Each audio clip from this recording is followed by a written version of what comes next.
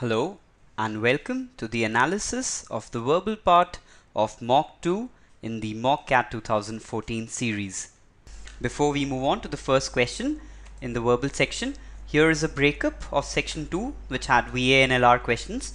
There were a total of 16 RC questions with 4 RC passages, 4 reading comprehension passages with 4 questions each. That rounds it up to 16 questions.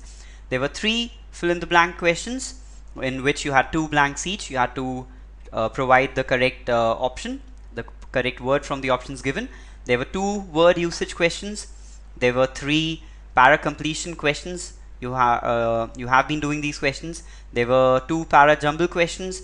There was another kind of para jumble questions in which you had to pick up the odd sentence out from the sequence given. There were 2 of these questions. You had to know your grammar, since there were 2 sentence correction questions in which you had to spot the errors, the grammatical errors. There was 1 question of para summary in which you had to provide from the options the perfect summary for the given text or the given paragraph. 2 homonym questions which were pretty easy to do, and then but still you had to know your vocabulary for those questions. There were 2 critical reasoning questions and 15 LR questions which rounded the entire section 2, a total of 35 questions. Now let's move on to question number 1, which is question number 51 in the paper. This was a homonym question which spoke of airy in the first sentence. You had 2 options here, 2 confusing words, A-E-R-I-E airy and A-I-R-Y airy. Now we know that this word, the B1, A-I-R-Y, this refers to an open space, or this refers to a place which is open enough for air to pass through, and this is why the correct word here needs to be A-E-R-I-E, which is the A option. The second word here, the second sentence here in sentence 2, the words were augur, which was spelled A-U-G-E-R and A-U-G-U-R, but it talks about gun battles in the capital do not augur well for the next round of voting. So we do know that this A-U-G-U-R, that is the B option, it means to prophesy something or foresee something, or to show something which is going to happen in the future, and this is why this is the correct word here. While A-U-G-E-R refers to a sharp tool which you use to with a hammer perhaps to make holes in a wall or in someplace else. So that is why the correct answer here is A-U-G-U-R, which is option B. Now in sentence 3 there were 2 words, both of them are pronounced peaked. One is P-I-Q-U-E-D, the other is P-E-A-K-E-D. We can eliminate the B one because we know that it is it refers to reaching the highest degree. It's an adjective that also describes something which has a peak. It is we know that it is the simple past and past participle of the verb form of the word peak. This is the word that we use here, that we are going to use here, P-I-Q-U-E-D, since it means to raise, and we were talking of interest here, that it has certainly raised interest or piqued interest in the activity going on in the square. This is how we move on to the next sentence. All of the landing party were left behind, the basis or the bases remaining where they touch down. If they touch down, they settle down in some place, we know the word has to be basis, which is the plural form of B-A-S-E, base. While this basis, B-A-S-I-S, refers to the reason for doing something, or let's say the fixed system of doing something, and this is why option B is the answer here. In the 5th statement there were 2 words, both pronounced besought. One is spelled B-E-S-O-T while the other one is B-E-S-O-U-G-H-T. The correct answer here is B-E-S-O-U-G-H-T, which is the B one, since besought means to implore or beg someone to do or not do something, since the speaker here was begging them not to disclose the vision to anyone. The other besought, B-E-S-O-T, means to be dull or insipid with drunkenness, and that is why the correct answer here for this question, for question 51, is option C, A, B, A, B, B. Question 52 was again a homonym question. The first statement pointed out to HEW and HUE.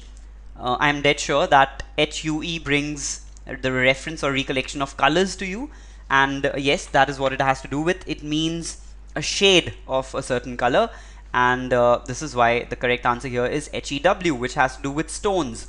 So when you shape stones or cut stones in a particular manner, since they were building the wall here, that is why the word HEW has to be used in reference to stones.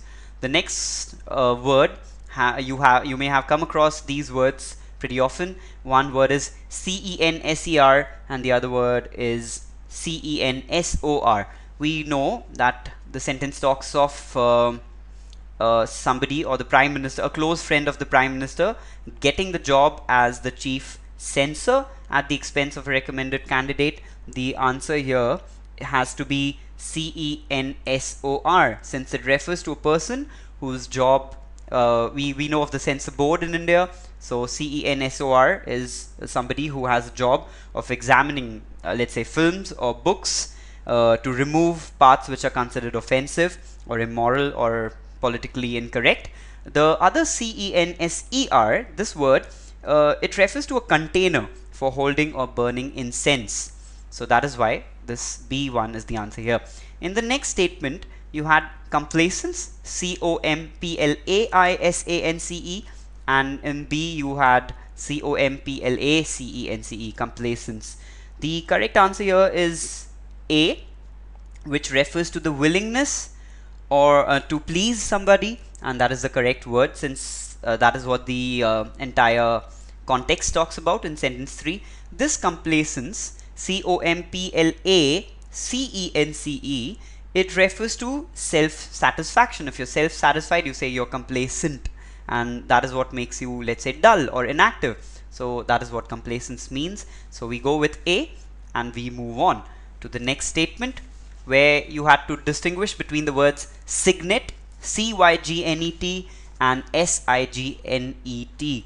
If you have come across these words earlier, you might know that signet, SIGNET, refers to a small this is connected to a ring here, since it refers to a small intaglio seal. It refers to a seal which is used to, let's say, for instance, there were kings in ancient times who used their rings or signet rings as a mark to seal letters or seal something which had the king's mark on the ring. The other signet, CYGNET, refers to a young swan, or the young of a swan is known as a signet. So that is why we go with B here in this statement and move on to the fifth and final statement in question number 52. The answer to question number 52 is option D, since in the fifth statement also we go with A, STILE. It talks of a vertical stone slab style. We know this STYLE in B refers to a particular way of doing things, and that is why STILE is the word which we are looking for here. It refers to a step or let's say a set of steps passing over a fence or a wall, and this is why we go with A here, which makes, again, as I might repeat, the answer for question number 52 to be ABABA, which is option D. Question number 53 here was